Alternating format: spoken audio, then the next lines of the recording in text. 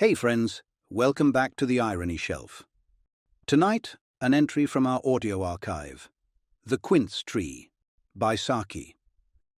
Now, prepare to experience The Green-Fingered Grudge. I've just been to see old Betsy Mullen, announced Vera to her aunt, Mrs. Beverly Cumble. She seems in a desperate state regarding her rent. She owes about 15 weeks and says she doesn't know where she will get the money for it. Betsy Mullen is always having problems with her rent. And the more people help her, the less she troubles herself about it, said the aunt. I certainly am not going to assist her anymore. The fact is, she should move into a smaller and cheaper cottage. There are several at the other end of the village that are half the rent that she is paying, or supposed to be paying now. I told her a year ago that she ought to move. But she wouldn't have such a nice garden anywhere else, protested Vera. And there's such a magnificent quince tree in the corner. I don't suppose there's another one in the entire county. And she never makes any preserves from it. I think to own a quince tree and refuse to make jam shows such strength of character. Oh, she can't possibly move away from that garden.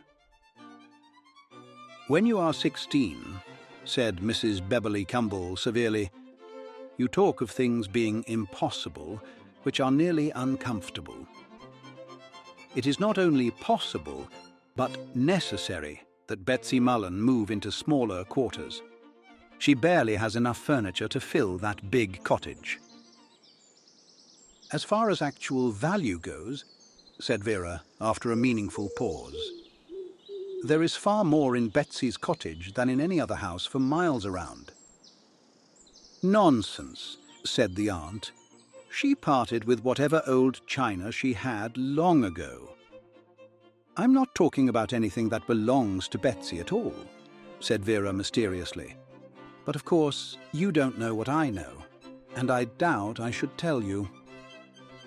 You must tell me at once, exclaimed the aunt, her senses snapping into alertness like those of a terrier suddenly waking from a bored drowsiness and catching the scent of a chase.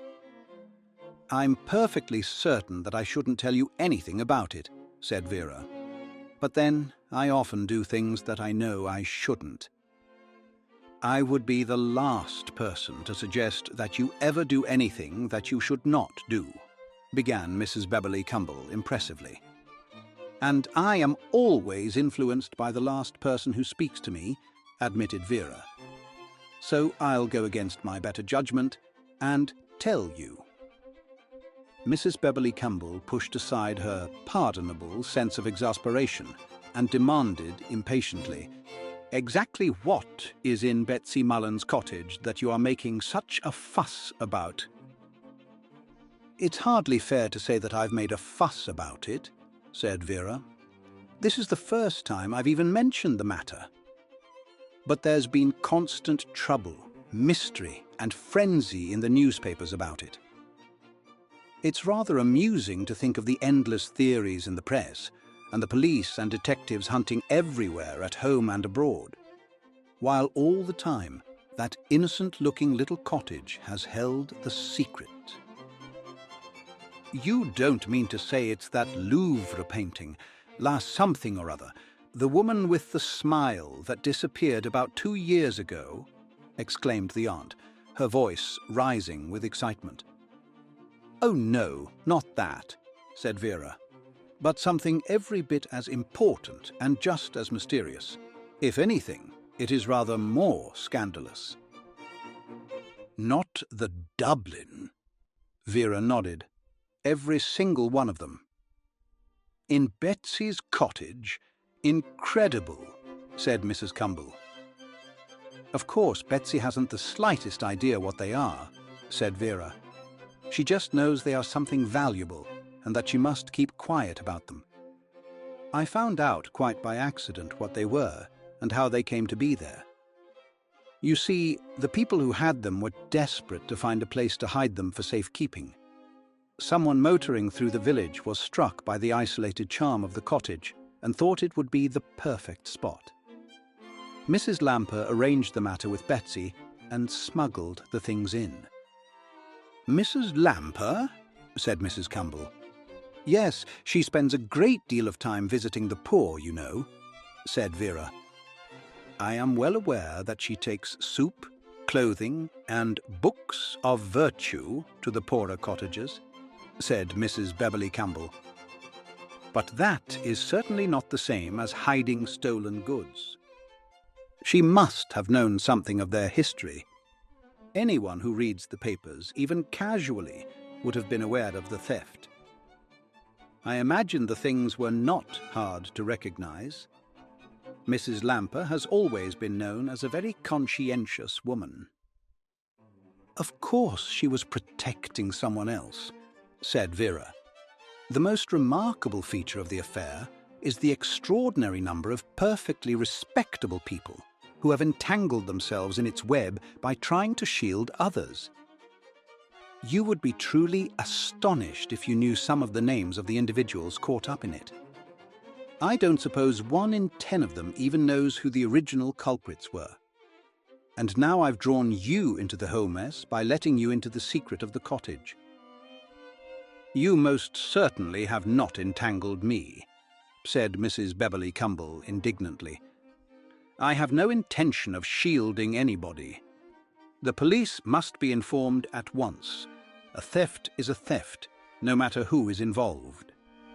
If respectable people choose to become receivers and dispensers of stolen goods, well, they've ceased to be respectable, that's all. I shall telephone at once." "Oh, Aunt," said Vera reproachfully. "It would break the poor clergyman's heart if Cuthbert were to be involved in a scandal of this sort. You know it would." "Cuthbert involved? How can you say such things when you know how much we all admire him?" "Of course I know you think a lot of him," said Vera. "That he's engaged to Beatrice, that it's a perfect match, and that you perceive him to be your ideal son-in-law. All the same, it was Cuthbert's idea to hide the things in the cottage, and it was his motor car that brought them.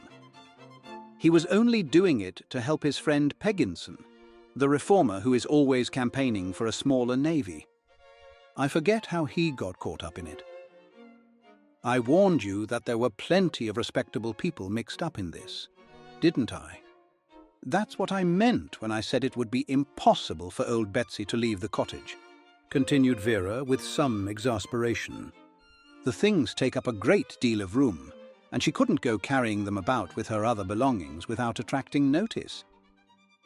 Of course, if she were to fall ill and die, it would be equally unfortunate. Her mother lived to be over 90, she tells me. So with proper care and an avoidance of worry, she ought to last for another 12 years at least. By that time, perhaps some other arrangements will have been made for getting rid of the wretched things. I shall speak to Cuthbert about it, but only after the wedding," said Mrs. Beverly Cumble. "The wedding isn't until next year," said Vera, as she recounted the story to her dearest confidant. "And in the meantime, old Betsy is living rent-free, with soup twice a week, and my aunt's own doctor to see her whenever she has a faint headache." "But how on earth did you come to know all of this?" asked her friend, in admiring wonder. "It was a mystery," said Vera. "Of course it was a mystery that confounded everyone. What puzzles me is how you found out." "Oh, about the jewels," explained Vera. "I made all of that up. I mean, the only mystery was where old Betsy's overdue rent was going to come from, and she would have hated leaving that wonderful quince tree." And here, dear listener, we conclude our reading of The Quince Tree, written by Saki and respectfully adapted for the modern listener.